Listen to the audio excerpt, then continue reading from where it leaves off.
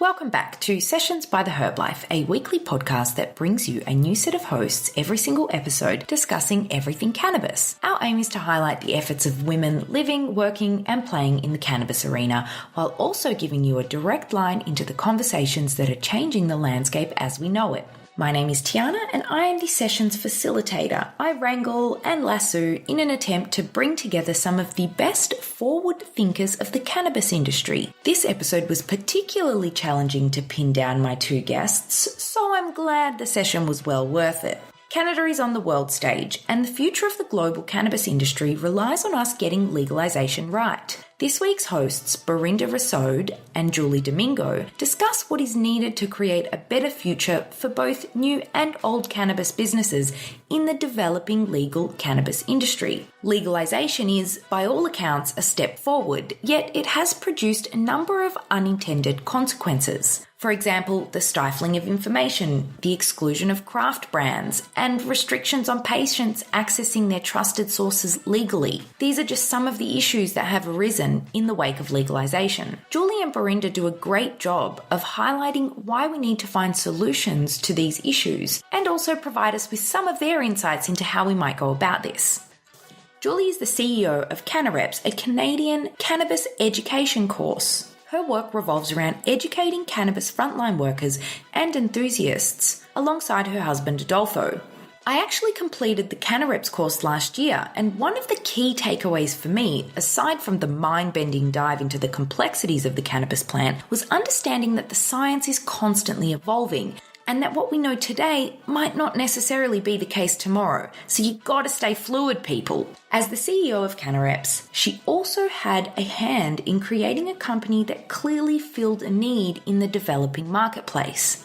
Speaking of filling needs, this is something Belinda Rassaud knows quite a lot about. Now, by her own admission, she's relatively new to cannabis, and while this may be true in the traditional sense of time, it's safe to say that she has amassed a wealth of knowledge and a deep level of understanding of the cannabis industry as it applies to a developing market. So don't be fooled around minute 13 or 14 when she asked for clarification on terpenes. That's all for you cannabis newbies listening out there. What I love about Belinda is that she uses her experience from other industries and applies it to cannabis. She really puts her money where her mouth is. And this is something she often encourages other entrepreneurs to do. In her latest venture, she co-founded the cannabis incubator GrowTech Labs, who I'm very pleased to say have a mandate to support women and Indigenous owned and led cannabis businesses. As you may have noticed, cannabis is booming, and growth in the sector has brought in with it some aspects of traditional capital culture, a culture which is dominated by men. Just today I saw some pretty clear statistics which highlight just how this has affected women in the industry. For example, out of 100 Canadian licensed producers, just 8 have women CEOs. And in 2018, only 2.2% of venture capital funds were brought in by women founders. And these numbers are far less for women of colour. Now, that is not to say that we are doomed. Oh, no. Rather, it's encouraging when we see companies like GrowTech recognizing the uneven playing field and doing something about it. I have a sneaking suspicion that women like Belinda are going to be pivotal in shaping the industry of tomorrow. Sessions is made possible with the help of our sponsors. Trust me when I say that good content takes a lot of time, and it's all about collaboration in this industry. So we have some really great companies supporting us. Rainmaker, that is RNMKR, is Canada's leading cannabis communications agency, known for providing narrative creation, media relations, brand strategy, and advisory services to the most prominent brands in North America and overseas. Are you thinking of growing your own cannabis? Well, grow organically with Sonoma Seeds. You'll find the best cannabis strains from around the world at sonomaseeds.com. Hemper. It's the best 420 subscription service and online head shop. Their experts hand-pick 10 items every month to pack into your Hemper box, delivering $100 of value for only $29.99 right to your door. All boxes are shipped in plain packaging since Hemper values your privacy as much as their own. Visit hemper.co for more info. As usual, we're also giving away some great Herbalife gifts. Each week, we give away a few copies of the new Herbalife magazine Volume 2, which was just released. So if you don't happen to win, you can also grab a copy online at theherblifestyle.com. In order to go into the draw, all you need to do is leave us a review on whatever platform you use to listen to sessions. You'll also go into the draw to win our grand prize at the end of the season, a PAX Vaporizer, which is coming up pretty soon, by the way. We're already halfway through season 1. Unbelievable. When leaving a review, remember to leave your Instagram or Twitter handle so that we can contact you if you do win.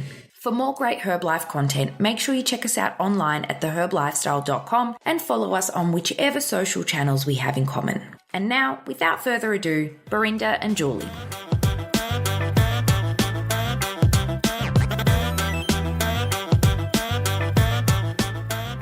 So I want to start off.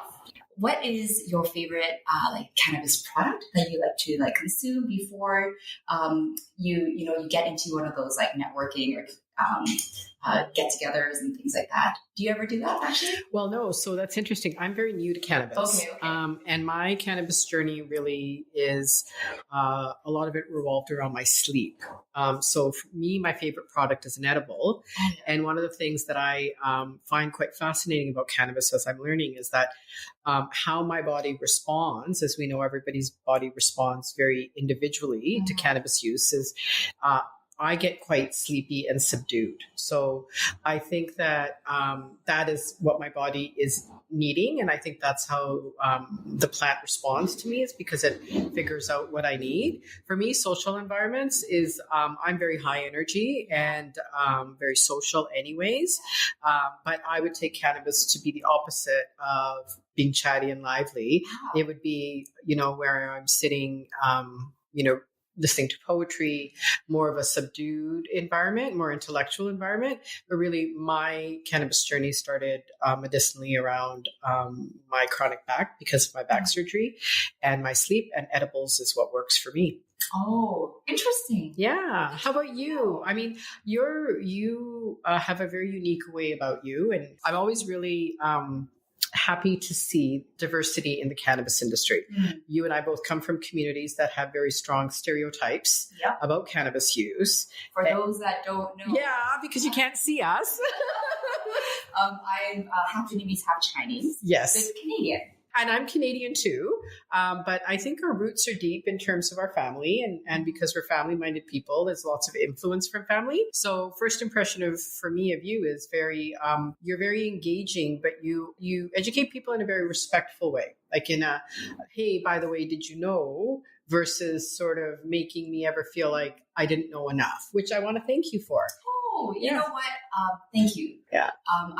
For me, definitely cannabis is one of those things that gives me so much energy. And I am a high energy person, but it just allows me to break through, and I'm just at a whole another level. I'm vibing. And so that's why it works so well for me. And certainly there are scenarios where I think the intention of the cannabis use has that effect. So, for example, if I do an edible and it's gearing towards bedtime, I'm at home, I'm relaxing, watching a movie, I'm going to slip right into sleep, right? Mm-hmm. But then if I go to, let's say, a party, or you're just feeling the energy of everyone else, and I just feel like I'm on fire, right? And then this is great because I don't need to take a single sip of alcohol or anything else, and I'm just feeling amazing. And then this way I can, I feel so much more connected, and I just find everybody so interesting, and I just really want to get to know them. So I really appreciate you talking about the way we educate. I think that's a real strong pillar of CannaReps, is just being super humble and having that humility, because we don't own the knowledge or the information, right? We learn from others. And so when we learn from other masters and other mentors, and now it's our privilege for us to share that story. And that is what we represent. The very first lesson of what we do, that's the most important thing. So with all of our cannabis sommeliers, they really truly understand that. And that's how we create respect in the industry together. Well, I think that's a fascinating topic that you touched on around the education, because as somebody who was a bit of a naysayer and then have transitioned into understanding the plant and understanding that there's lots of different components of the plant. One of the things that I think was quite helpful to me in the pre-legalization world is the knowledge that I gained from people like you and Adolfo at CannaReps, but going into a dispensary where there's somebody who is not only experienced but really invested in my well-being. And one of the things that I have heard is now, for example, the Ontario cannabis stores, their rating on the potency of the cannabis, they're listing it between it could be anywhere between 15 to 25. Well, that's a big difference. Oh yeah, I see a range of 12 to 20, and I'm like, that's completely right. Like they would never do that with any other consumable product. They wouldn't say, oh, maybe there's 5 to 20 grams of sugar in that. So my concern is now that we're moving into this regulated market, all of the knowledge and experience that was made available to me because I was going into a dispensary that was able to guide and coach me to get to where I needed to get to, that's not going to be there anymore. And that I think is an unintended consequence of legalization. And I think that is also one of the reasons that we're not seeing those big, massive lineups that the US states had when cannabis was legalized. We had it for a day, but after there, we've had a cannabis retail outlet close because it's not financially viable. How embarrassing. But did you ever, in your wildest imagination, ever think that would happen? No. And I think it's not just the problem of having such a big potency range, and I believe in holistic naturopathic medicine, you can have a 20% divergence, right? And that's okay, right? But when you're talking about 12 to 20% THC potency, that can drastically affect someone, right? Almost double. Yeah. And so it's not just that though, it's the way that terpenes are being reported. It's all showing. Can I stop you there? Can I stop? No. I want to say, just for a second, educate me again on terpenes. Yes. Well, basically what terpenes are, it's just the aromatherapy. It's the essential oil produced by the plant, right? So the sage store. Is all terpenes? It's all terpenes. Oh, okay. All terpenes, right? So terpenes aren't specific to just cannabis.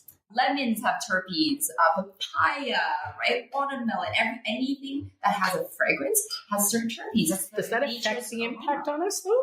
Absolutely. So that's the whole concept. Let's point out sage, right? Yeah. So you go into the store and they're like, oh, let's make you feel all relaxed and good, and let's get you. Oh yeah, you can just create this ambience. So guess what? What? Cannabis. Whenever you smoke it, you're like, oh, let's create this kind of ambience. And sometimes I feel high energy. Yeah. And sometimes I feel relaxed. Sometimes I feel, creative. Yeah. And so it's the aromatherapy that's definitely playing an effect on you. Right? Okay, interesting. Oh, for sure. So that's why things that have lemon or limonene, which is that really a lot of haze lineage or lemon Thai, any citrus based, a lot of times they're in sativas. People will associate it with more of a high energy experience or creative or mind activating, because when you smell it, it's it brightens you up, right? And then the opposing is sometimes you smell that gasoline, kind of skunky, it's a heavier scent. Yeah. And then it feels heavier and it makes you feel a little bit more relaxed, more sleepy. And that's what people associate with indicas. Now, that's just... Okay, because I've been reading there is no such difference. That's right. And there is... What is that all about? I know. So that's the taxonomy. Just as I was learning, everybody's like, oh, throw that all on. It doesn't make sense. So it's a big question. Yeah. And it has been a big question for a long time. And there's a huge scientific debate about it. Yeah. And so this podcast is not long enough for that. Okay. But essentially, indica sativa, growers like to use that terminology because it describes the way a plant grows. So you can set up a room, how tall, how wide does it need to be, how do you space your plants apart, right? So it's the growth pattern. Indicas are shorter, shrubbier, sativas taller, longer, right? But so now it's how do you categorize, right? And so that is one of the lessons that we teach at CannaReps, because you have to be able to properly respect the plant and not go all Yahoo and how you want to describe it, but you want to be scientific so you can be confident. Well, I think that it's really important. It's not only just about the confident part, which is very important, but it's also about how you're able to educate and engage others. And so if there isn't clarity for people who are new, like me, or people who are researching, because they're considering becoming a cannabis user. It's complicated. Yes, it's so skewed. And Yeah. even more so. So, for example, let's go back to that whole way that terpenes are being reported. Yeah. So, as I was saying, the way that the lab tests are showing is relative terpene profile. That makes me so angry